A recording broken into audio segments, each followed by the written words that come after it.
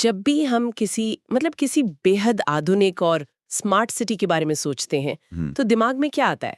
हम्म, वही चौड़ी सड़कें, बड़ी बड़ी इमारतें। बिल्कुल, चौड़ी और सीधी सड़कें, एक दूसरे को समकोण पर काटते चौराहे, बेहतरीन सीवर सिस्टम, अलग-अलग वीआईपी जोन।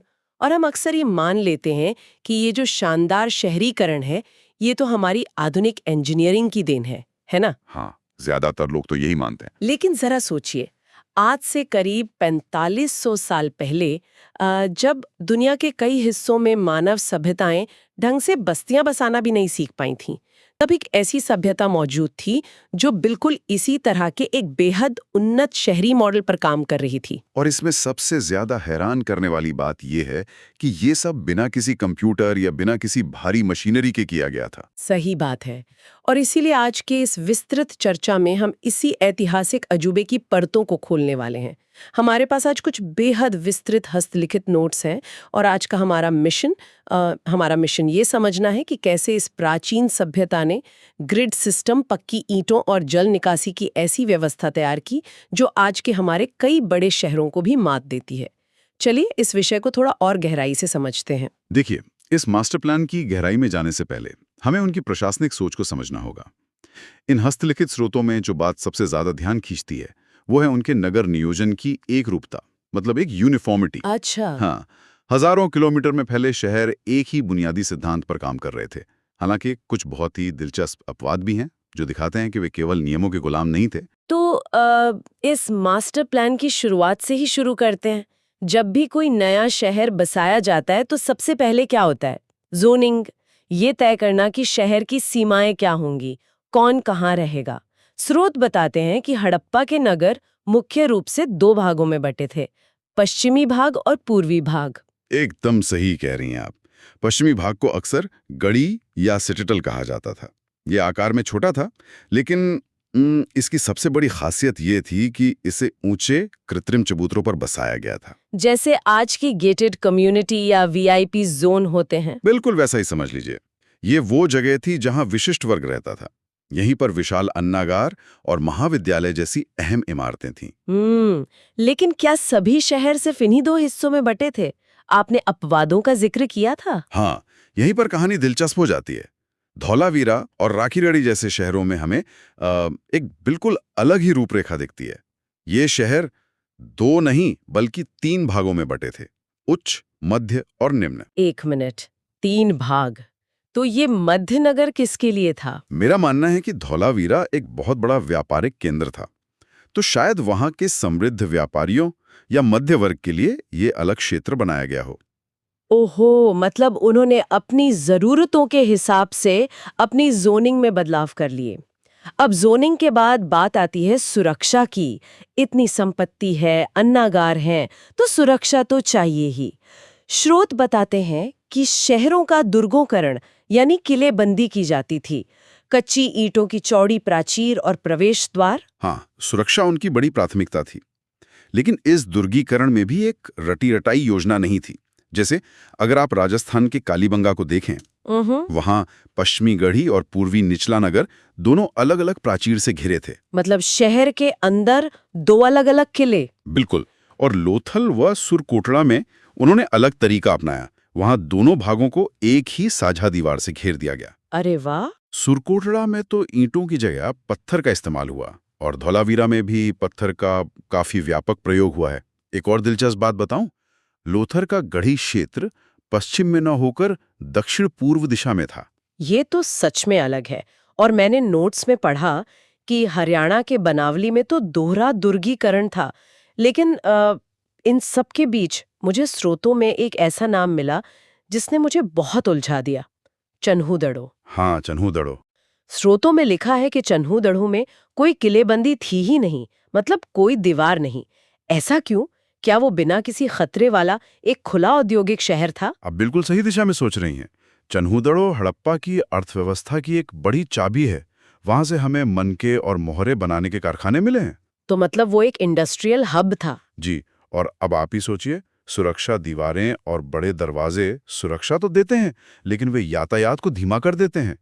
एक औद्योगिक शहर में रोजाना कच्चा माल लेकर गाड़ियां अंदर बाहर आती होंगी। हाँ, तो दीवारें होंगी तो दोस्ता भयंकर ट्रैफिक जैम लग जाएगा। बिल्कुल।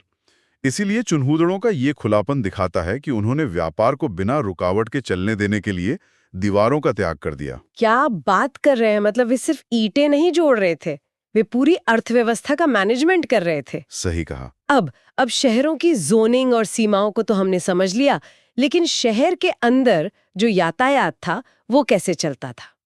और यहीं एंट्री होती है ग्रिड सिस्टम की। हाँ, हड़प्पा सभ्यता की सबसे बड़ी पहचान, इन शहरों में सड़कें एक दूसरे को बिल्कुल समकोण पर यानी 90 डिग्री पर काटती थी, जैसे कोई शतरंज की बिसात हो। जैसे चंडीगढ़ या न्यूयॉर्क की सड़कें। बिल्कुल।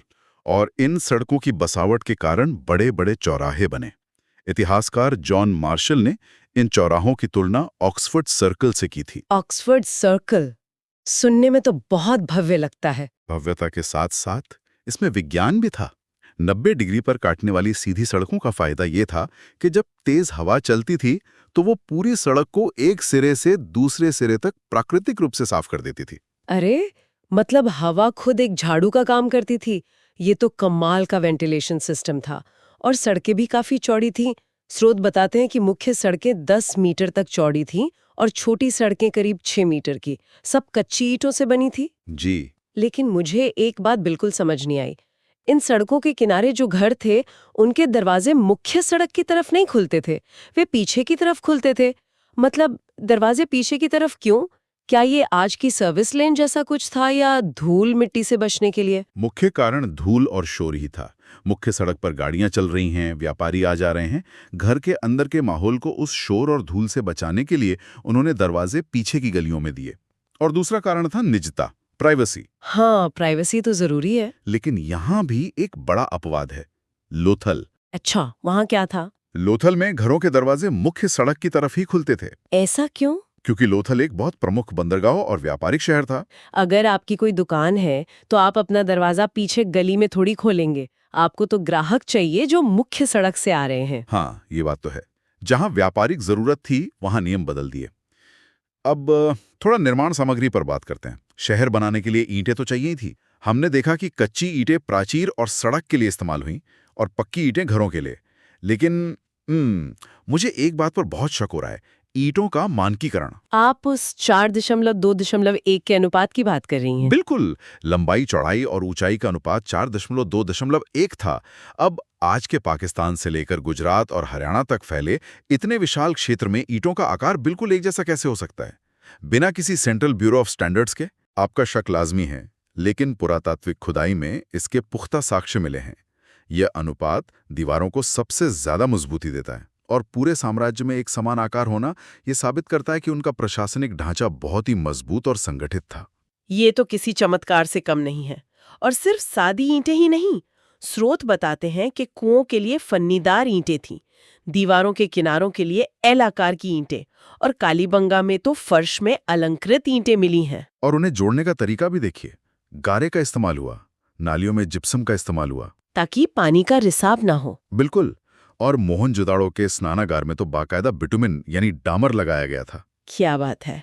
हालांकि कालीबंगा और लोथल में कच्ची ईंटों का भी काफी इस्तेमाल दिखा है, लेकिन पक्की ईंटों का जो सबसे बेहतरीन इस्तेमाल उन्होंने किया वो था उनका ड्रेनेज सिस्टम, मतलब उनकी नाली व्यवस्था। जी, ये सीवरेज व्यवस्था इस सभ्यता की सबसे उत्कृष्ट विशेषता थी। आज हमारे आधुनिक शहरों का हाल देखिए, थोड़ी सी बारिश होती है और वाटर लॉगिंग शुरू हो जाती है, लेकिन उन्होंने इसका पक्का इलाज कर लिया था। अधिकांश जगहों पर पक्की ईंटों की नालियां मिली हैं और लोथल का उदाहरण तो मुझे सबसे ज्यादा चौंकाने वाला लगा। हाँ, लोथल का उदाहरण बहुत ही खास है।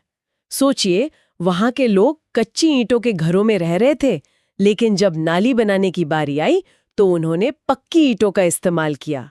मतलब दिखावे से ज्यादा प्राथमिकता सैनिटेशन को दी गई। ये उनके जन स्वास्थ्य के प्रति बहुत गहरी जागरूकता दिखाता है। छोटी नालियां बड़ी नालियों से मिलती थी और इसमें सबसे कमाल की बात थी पिटहोल्स। ये पिटहोल क्या थे? आज के मैनहोल की तरह। हाँ, लेकिन ज्यादा वैज्ञानिक।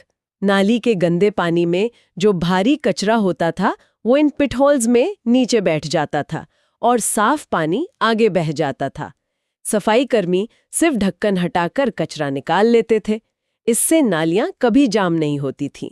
और वर्षा जल के लिए तो अलग ही नालियां थीं, ताकि बारिश और सीवर का पानी मिक्स ना हो। क्या इस व्यवस्था में भी अपवाद थे?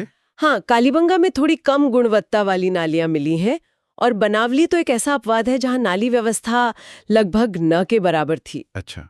खैर, अपवाद तो हर जगह होते हैं।